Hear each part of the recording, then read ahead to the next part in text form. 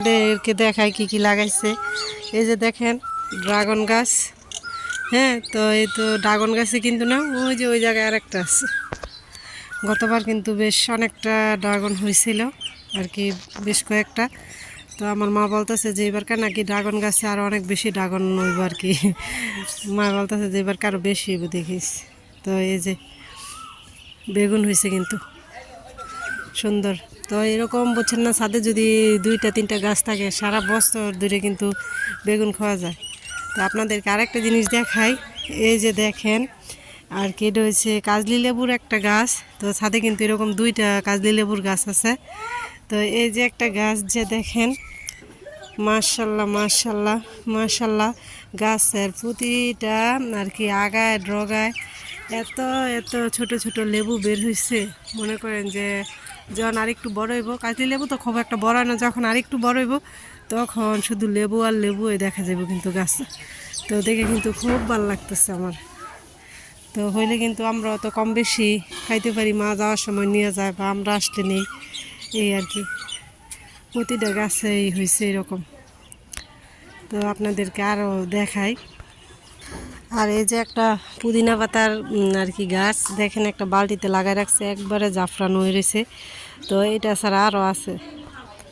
তো এই যে দেখেন আরেকটা গাছ, খুবই সুন্দর কিন্তু পাতাগুলো দেখলেই কত ভালো লাগতেছে, মন ভরে যায় কিন্তু এরকম সবুজ দেখলে।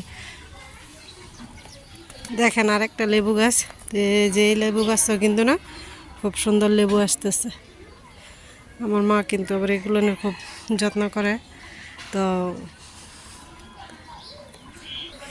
এই যে মরিচের চারা, তো আমার মা কিন্তু মরিচ গাছ লাগায়, যে সারা বছর ধরে মরিচ খাইতে পারে, অনেক রকম মরিচের গাছ লাগায়।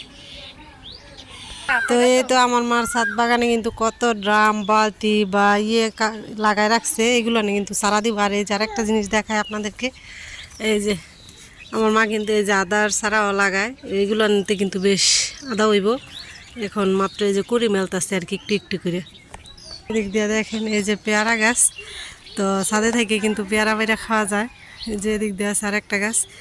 আর এই তো পেয়ারা গাছে কিন্তু পেয়ারা ধরছে, কালকে কয়েকটা ভাইরা খাইছিলাম।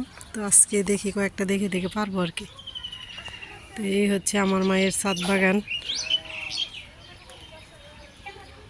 আপনাদেরকে দেখাই। এই যে এটা হইতেছে একটা ডুমুর গাছ, এটাতে কিন্তু অনেক ডুমুর হয়। তো কিছু কিন্তু পাইকা ফরতেছে, কিছু কাঁচা বের হইতেছে ছোট আর কি, আর কিছু আছে মিডিয়াম সাইজ। তো বেশ ডুমুর হয় কিন্তু এটাতে, এগুলো কেউ খায় না, শুধু গাছ থেকে জুড়ে জুড়ে পড়ে নিছে আর কি।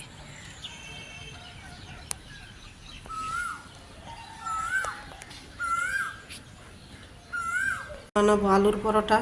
তো আমি এখানে কিন্তু আটা নিয়ে নিচ্ছি, আটা বা ময়দা যেটাই নেয় আর কি।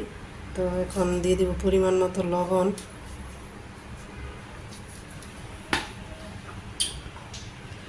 আর দিব একটু তেল, দিয়ে পরে ভালো করে মাখায় রাখবো। মাখায় রাখার নর্মাল পানি দিয়ে আর কি ডোটা তৈরি করব। তো আধা ঘন্টা বা 1 ঘন্টা পর আর কি পরোটাটা বানাবো। তো আমি আগে থেকে কিন্তু আলু সিদ্ধ করে রাখছি, তো আলুটা শুধু একটু তেলে ভেজে নেব আর কি।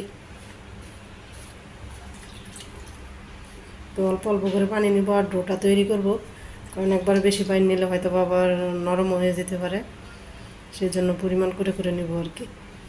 তো আমার ডোটা কিন্তু করা হয়ে গেছে, এখন আর একটু তেল উপর দিয়ে মাখায় রাখবো, যাতে আর কি উপর দিয়ে একটু শুকিয়ে না যায়। তো এখন কিছুক্ষণের জন্য রেস্টে রাখবো, তারপর বানাবো আর কি।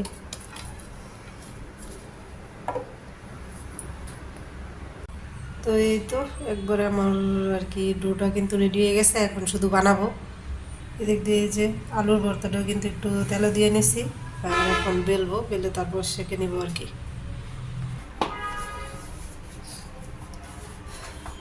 তো এখন কিন্তু বেলবো, তো শুকনো আর কি আটা দিয়ে বেলবো, তেল দিয়া না।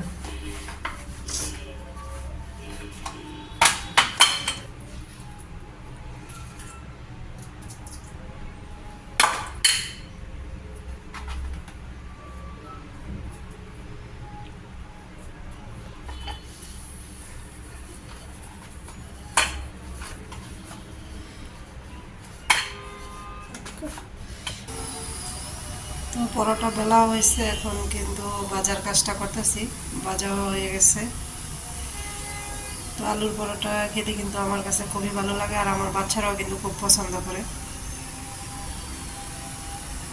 এই যে রুটি কি পরিমাণ ফুলছে আর কি পরোটাটা। তো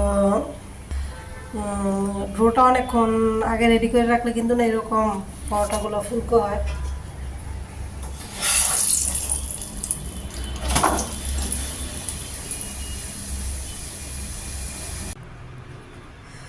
তো পরোটা কিন্তু রেডি, এখন বসে খাবো মা মেয়েরা।